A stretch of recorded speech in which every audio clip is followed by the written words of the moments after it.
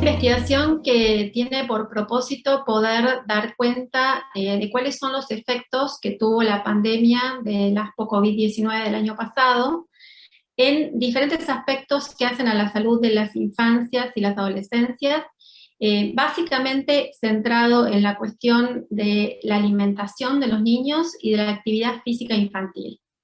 Dos aspectos que son bastante centrales, no solamente para el desarrollo integral de la infancia, sino que también son, de alguna manera, aspectos que hacen a la salud física y también psicológica de los chicos,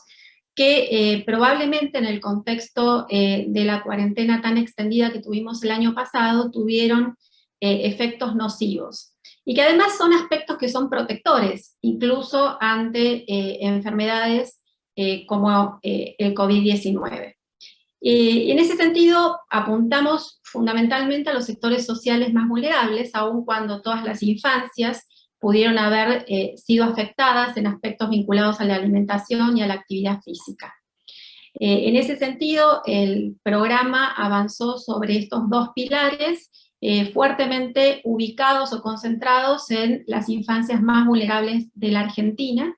y lo hicimos con una perspectiva regional. Tenemos en el proyecto 7 regiones de toda la Argentina, en realidad todas las regiones de la Argentina están representadas en el proyecto, y el objetivo es poder abordar estas temáticas desde la perspectiva de los hogares, de las organizaciones sociales que en general aportan mucho a la estrategia de sobrevivencia de estos hogares, y también en el caso de la actividad física lo estamos abordando a partir de la perspectiva de los profesores, de los docentes de educación física de todas estas regiones del país.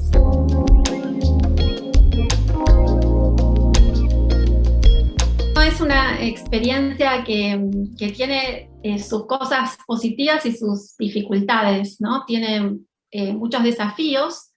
porque es un proyecto que lo armamos de manera interdisciplinaria, es decir, que estamos conviviendo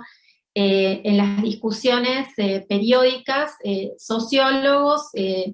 pero también deportólogos y nutricionistas y médicos pediatras. Con lo cual y demógrafos también, porque estamos georreferenciando los resultados de la investigación, con lo cual, bueno, son muchas perspectivas y marcos conceptuales que estamos observando un mismo fenómeno, lo cual por un lado le da muchísima riqueza a la investigación, pero también nos embarca en discusiones, en metodologías muy diversas. Con lo cual necesitamos de mucho tiempo de interacción, básicamente porque nos hemos propuesto hacer un trabajo que pueda tener una perspectiva comparada. Entonces, en ese sentido, necesitamos de esos acuerdos intersubjetivos entre los diferentes equipos para poder lograr ese resultado, que no son 7 investigaciones independientes, sino una investigación que realmente pueda llegar a un producto de tipo comparativo.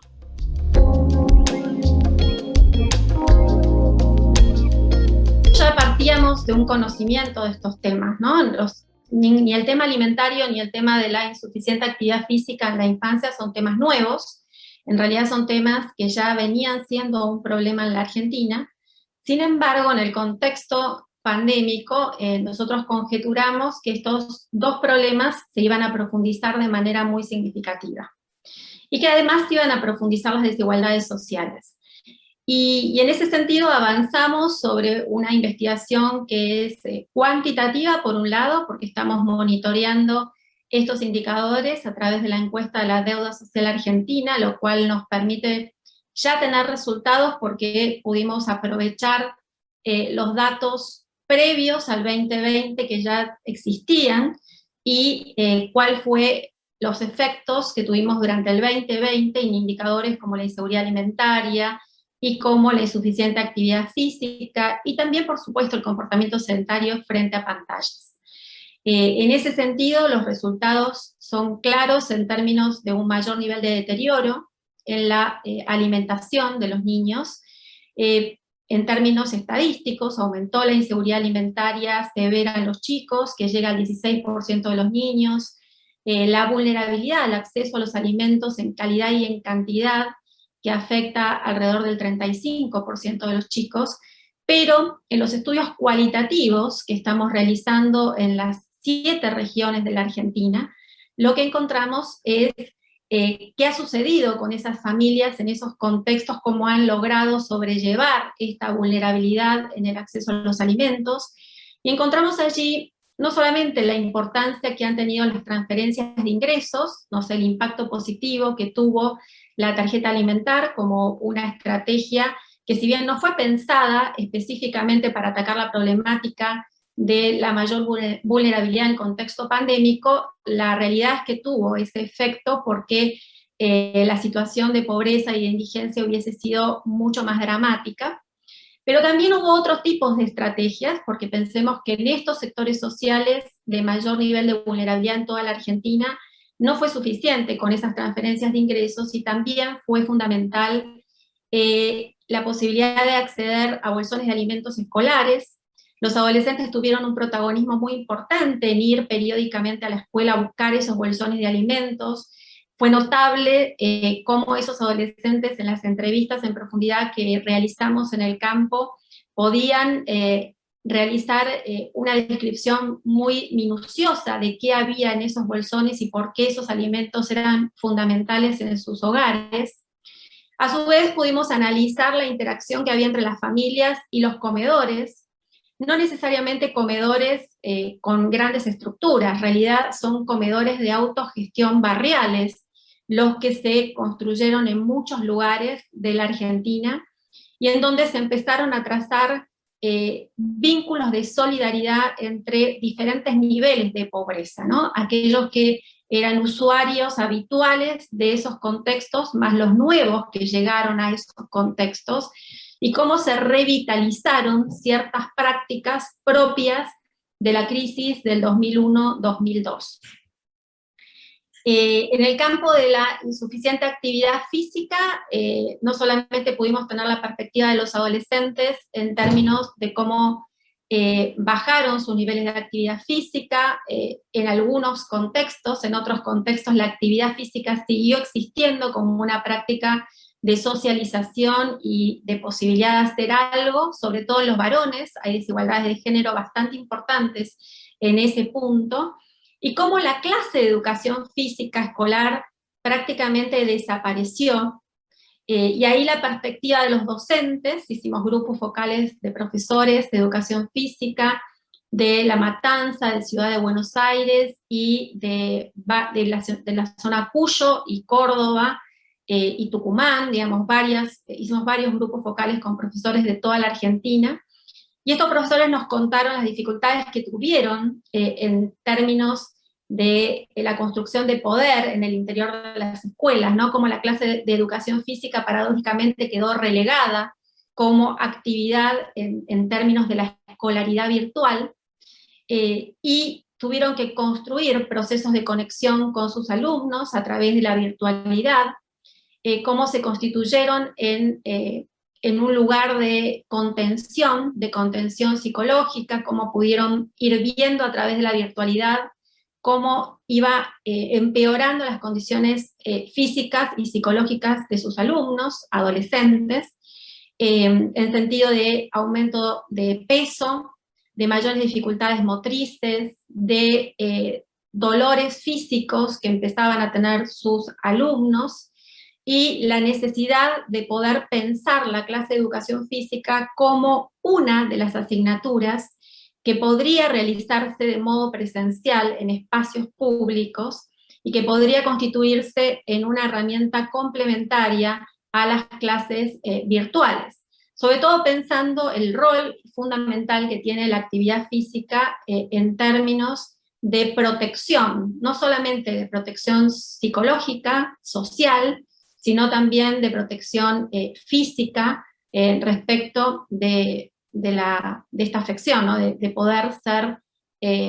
mayor o menor propenso a tener una enfermedad más grave frente al COVID.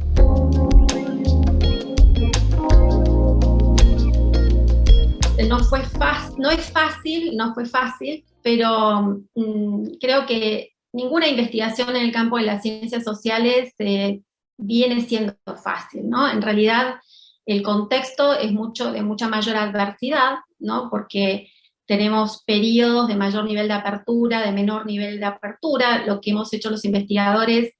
es estar preparados tempranamente, digamos que trabajamos durante la época del verano en ponernos de acuerdo, en poder construir los instrumentos de recolección de datos que fuesen comunes, porque justamente nuestro objetivo es poder hacer un análisis comparado, y poder prepararnos para el inicio de la investigación. Nosotros la iniciamos en el mes de marzo, y estuvimos en realidad muy atentos a las ventanas de oportunidades para poder realizar trabajo de campo presencial. En todos los lugares que se pudo realizar lo hicimos. El trabajo de campo de La Matanza fue totalmente presencial, de la ciudad de Buenos Aires también, de la zona de Cuyo también. Tuvimos algunas regiones donde hubo mayor trabajo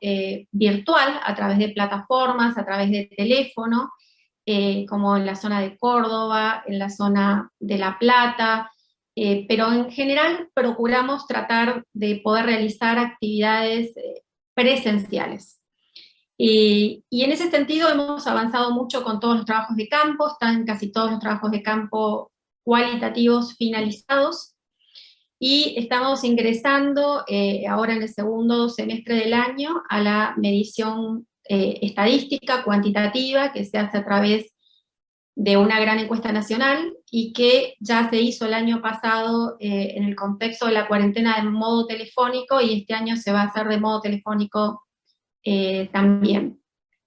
Con lo cual creo que en términos de la realización de la investigación hemos podido ir superando los obstáculos que nos imponía la situación de las cuarentenas más estrictas. Sí, por supuesto, creemos que las administraciones de las universidades no están ayornadas, ¿no?, a este nuevo contexto. Es decir, no se ha tomado conciencia de la relevancia quizás que tenían los proyectos PISAC, en el sentido de poder